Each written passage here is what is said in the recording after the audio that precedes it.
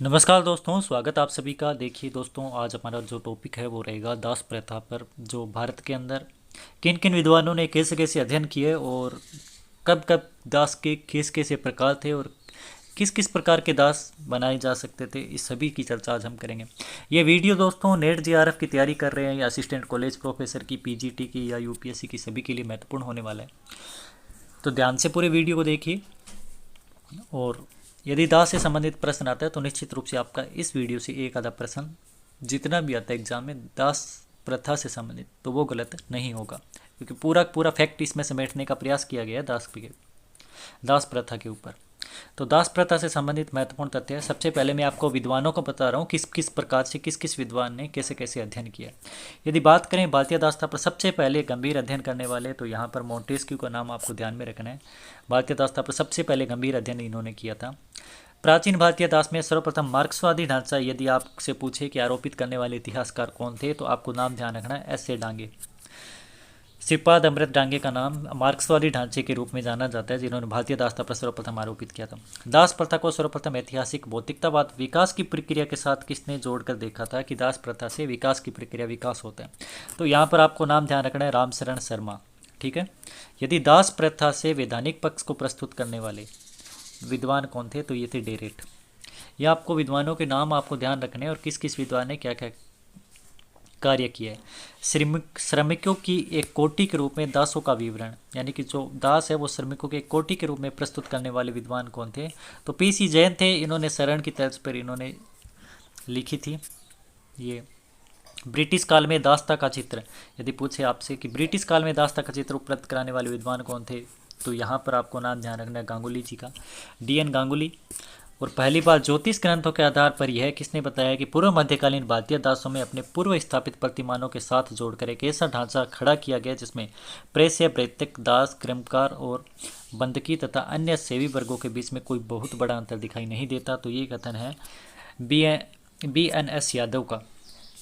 कर्नाटक की आर्थिक दशा, यदि पूछे कि कर्नाटक के अंदर दास है और वहाँ की आर्थिक दशा का चित्रण करके क्षेत्रीय दृष्टि पर प्रकाश डालने वाले, ठीक है, आर्थिक दशा का चित्रण करने वाले भारतीय दास के कतिपय पक्षों पर प्रकाश डालने वाले विद्वान कौन है, तो GS कुप्पुस्वामी है। और तमिल देश की दास्ता पर ग्रंथ लिखकर एक ग्रंथ लिखा था देश की दास्ता। ये ग्रंथ किसने लिखा, ये क्षेत्रीय इतिहास में दास्ता के रूप में प्रकट करने का प्रयास किया है S मनिकम के द्वारा। तो ये कुछ विद्वान हुए दोस्तों। और तुर्ककालीन भारत की मुस्लिम दास्ता का उल्लेख करने वाली विद्वान कौन थी, शीला चतुर्वेदी। इन्होंने अपने ग्रंथ लिखा था तुर्ककालीन भारत की मुस्लिम दास्ता। तो शीला चतुर्वेदी का ये ग्रंथ है।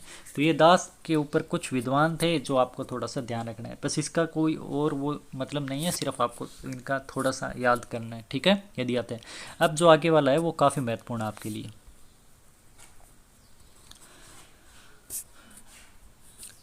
भारत में वैदिक काल से ही दास प्रथा मौजूद थी। यदि आपसे पूछे कि क्या वैदिक काल में दास प्रथा थी, नहीं थी, तो वैदिक काल में दास प्रथा थी, लेकिन उनको ज़्यादा ऐसे कामों में नहीं लगाया जा सकता था, घरेलू वगैरह कामों में। ठीक है। सर्वप्रथम दासों को कृषि कार्यों में बुद्ध काल में लगाया गया था, ये आपको ध्यान में रखना है। वहीं बड़े पैमाने पर यदि बात करें तो मौर्य काल में कृषि कार्य के अंदर लगाया गया था।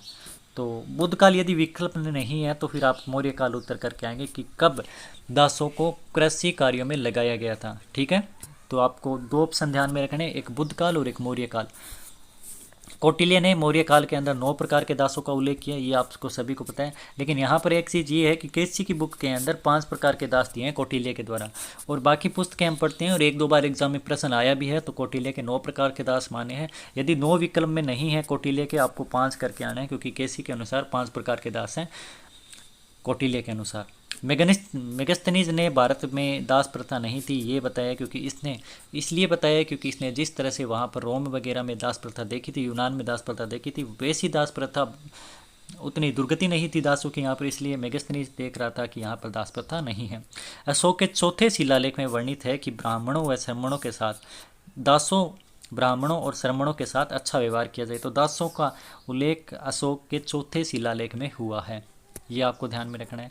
रोमिला थापर और रामकर्ण शर्मा ने मौर्यकालीन दासता को रोमन दासता कहा है, यह सही नहीं है, क्योंकि रोमन के अंदर दास था। एक तो वहाँ पर बंधुआ मजदूरी थी, वहाँ पर पूरे उम्र पर नहीं दास से मुक्त हो सकते थे, भारत में दास मुक्त हो सकते थे, और यहाँ पर दासों के साथ पुत्रवत व्यवहार किया जाता था और काफ़ी अच्छी स्थिति में थे। इसीलिए मेगास्थनीज में यही कहा है कि भारत में दास प्रथा नहीं थी। तो रोमिला थापर और रामचंद्र शर्मा जी का ये कथन बिल्कुल पूर्ण रूप से गलत है। हालांकि आपसे पूछे कि मौर्यकालीन दासता की रोमन दासता के साथ तुलना किसने की है, तो आपको रोमिला थापर का नाम बताना है। अब है मौर्योत्तर काल में दास प्रथा प्रचलित थी। मौर्य काल के बारे में आपको बता दी, मौर्योत्तर काल के बारे में भी आपको पता होना चाहिए कि दास प्रथा प्रचलित थी। मनुस्मृति में 7 प्रकार के दासों का उल्लेख मिलता है मौर्योत्तर काल में, शुंग काल में जो मनुष्य हुए थे। और मनुस्मृति में दास शूद्रों को दासों की कोटि में रखती है, ये सबसे महत्वपूर्ण तथ्य है। कौटिल्य और मनु दोनों का कहना है कि आर्य दास नहीं बनाए जा सकते। दोनों ने एक ही बात कही थी कि आर्य दास नहीं बनाए जा सकते। और अनार्य कौन से दास बनाए जा सकते हैं? कौटिल्य ने अनार्य मलेच्छ जो हैं उनको दास के श्रेणी में रखा था। प्रबंध चिंतामणि से गुप्तोत्तर काल में दासों का निर्यात का उल्लेख हमें मिलता है। अब यदि गुप्त काल में बात करें तो गुप्त काल में भी दास प्रथा की वो था, लेकिन गुप्तोत्तर काल के अंदर सामंतवाद जैसे सामंतवाद आया था तो यहाँ पर दासों की स्थिति जो है थोड़ी सी ढीली पड़ गई थी। ठीक है, यहाँ पर थोड़े से खुल गए थे दास, थोड़ी सी अच्छी स्थिति में आ गए थे सामंतवाद के कारण। और प्रबंध चिंतामणि से गुप्तोत्तर कालीन दासों के निर्यात का पता लगता है हमें कि दासों का निर्यात भी होता था प्रबंध चिंतामणि नामक ग्रंथ से। कात्यायन के अनुसार दास था ब्राह्मण के लिए नहीं है, मतलब ये प्रश्न आया भी है एक बार यूपीएससी के पेपर में, किसके अनुसार ब्राह्मण दास नहीं बनाए जा सकते, तो आपका उत्तर कात्यायन रहेगा। गुप्तोत्तर काल में सामंतवाद के प्रभाव में दासों में शिथिलता आई थी, यह भी आपको बताया। नारद और विज्ञानेश्वर दोनों ही 15 प्रकार के दासों का उल्लेख करते हैं, गुप्त काल के अंदर हुए थे नारद, आपको पता है। लेख पद्धति नामक एक ग्रंथ है, इस ग्रंथ से दासियों के विविध कर्तव्यों का उल्लेख मिलता है और इसी ग्रंथ से हमें पता लगता है कि अलग अलग प्रकार की जो दासियां हैं वो कर्तव्य किस प्रकार अपने स्वामी की जो बहुत ज़्यादा दंड दिया जाता था उनको, और इस प्रकार जो कठिन यातनाएं दी जाती थी इसलिए आत्महत्या कर लेती थी वो। ठीक है, तो इस लेख पद्धति नामक राजस्थान और गुजरात में दासियों का उल्लेख मिलता है। ये कब की बात कर रही है? मध्यकालीन बात की कर रही है, जब राजपूत युग का उस समय राजस्थान और गुजरात के अंदर लेख पद्धति नामक ग्रंथ से हमें जानकारी मिलती है।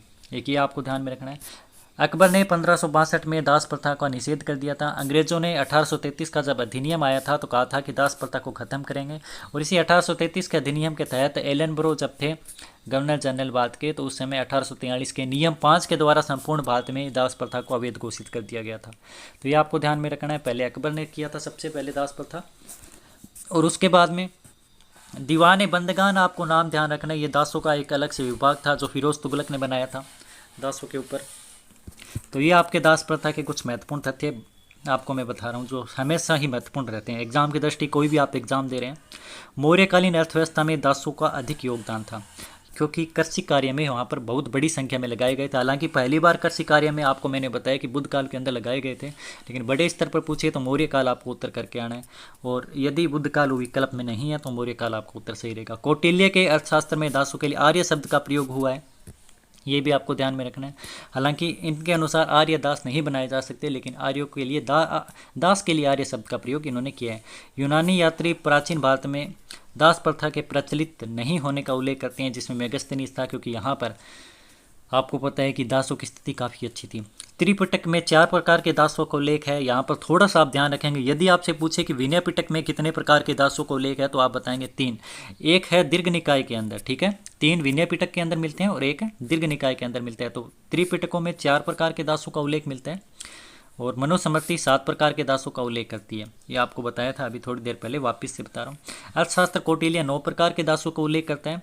नारद में 15 प्रकार के दासों का उल्लेख है, और विज्ञानेश्वर ने मिताक्षरा में 15 प्रकार के दासों का उल्लेख किया। त्रिपिटक में 4 हैं और बाकी विनय पिटक में 3 हैं, एक दीर्घ निकाय में मिलता है। अब है कौटिल्य ने अस्थायी दासों को क्या, कुछ प्रश्न यहाँ पर लिखने का मैंने प्रयास किया था, बाकी प्रश्न तो मैं बाद में भी आपको बता दूंगा। ग्रुप के अंदर जो अपना टेलीग्राम पर ग्रुप है, आप यदि यहाँ पर नए जुड़े हो तो @8 UGC NET JRF हिस्ट्री ऐसे टेलीग्राम पर लिखकर इंग्लिश के अंदर सर्च करेंगे तो आप एक ग्रुप आएगा, उसके अंदर सारे के सारे क्विज में डाल दूंगा। दास के ऊपर जितने भी प्रश्न है वो डाले हुए भी हैं। कौटिल्य ने अस्थायी दासों को क्या कहा जिन्हें न तो बेचा जा सकता था न ही बंधक बनाया जा सकता। ये प्रश्न एक एग्जाम में आया था तो मेरे को मोस्ट लगा, वापस मैंने डाल दिया है। तो इनको अहितक कहा जाता था। उल्लेखनीय है कि दास अर्थशास्त्र में केवल मलेच्छ और बर्बर अनार्य ही दास बनाए जा सकते थे। अब देखो, एक ये लब्ध वाला मोस्ट है जो उपहार में प्राप्त दास को लब्ध कहा जाता था। कौटिल्य ने 9 प्रकार के दास का उल्लेख किया है। तो 9 प्रकार के दास में एक तो आपको लब्ध का ध्यान रखना है, मोस्ट जो आपको मैं बता रहा हूँ, एक आपको अहितक का ध्यान रखना है। ये दो बहुत ज़्यादा मोस्ट है 9 प्रकार के दासों में। लब्ध किसे कहते हैं? दान में प्राप्त दास को या उपहार में प्राप्त दास को लब्ध कहते हैं। और अहितक किसे कहते हैं? ऋण के बदले धरोहर के रूप में जो प्राप्त दास है, जिन्हें न खरीदा जा सकता है न बेचा जा सकता है, जो धरोहर के रूप में है, उन्हें अस्थायी दासों को अहितक कहा जाता है। अब देखिए 9 के 9 प्रकार मैं आपको बता रहा हूँ। ध्वजाहर्त दास, जैसे युद्ध में जीता हुआ दास ध्वजाहर्त दास है। उदर दास, जन्म से जो दास है। दंड प्रणीत, दंड के परिणाम के स्वरूप जो बनाया गया दास है उसे दंड दास कहते हैं। दायागत, पैतृक संपत्ति के रूप में जो प्राप्त दास है उसे दायागत कहेंगे। कृत, खरीदा हुआ। गृहजात, घर में दासों द्वारा उत्पन्न दास। अहितक, ऋण के बदले धरोहर के रूप में या उपहार के रूप में। और आत्म विक्रय यानी अपने आप को बेचने वाला दास। ये 9 प्रकार के दासों का उल्लेख यहाँ पर किया गया है। हालांकि यदि 9 प्रकार के उल्लेख का विकल्प नहीं है तो आप 5 प्रकार के विकल्प सही का चयन करोगे, क्योंकि केसी की बुक के अंदर 5 प्रकार बताए हैं। और जो पप्पू सिंह प्रजापत, सौरभ चौबे या फिर आप एस के पांडे बढ़ रहे हैं, उन सभी में 9 प्रकार के दासों का उल्लेख मिलता है। कौटिल्य के 1-2 बार एग्जाम में प्रश्न पूछा गया है जिसमें 9 प्रकार के दास ही बताए गए हैं अर्थशास्त्र के अनुसार और कौटिल्य के अनुसार। हालांकि माध्यमिक शिक्षा बोर्ड कक्षा 9 के अनुसार भी 9 प्रकार के दास का उल्लेख मिलता है अर्थशास्त्र के अंदर। तो धन्यवाद दोस्तों। कैसा लगा आपको ये वीडियो? छोटा सा टॉपिक है, कमेंट करके ज़रूर बताइए। लाइक, कमेंट और शेयर वाला आप देख लिया करो। धन्यवाद।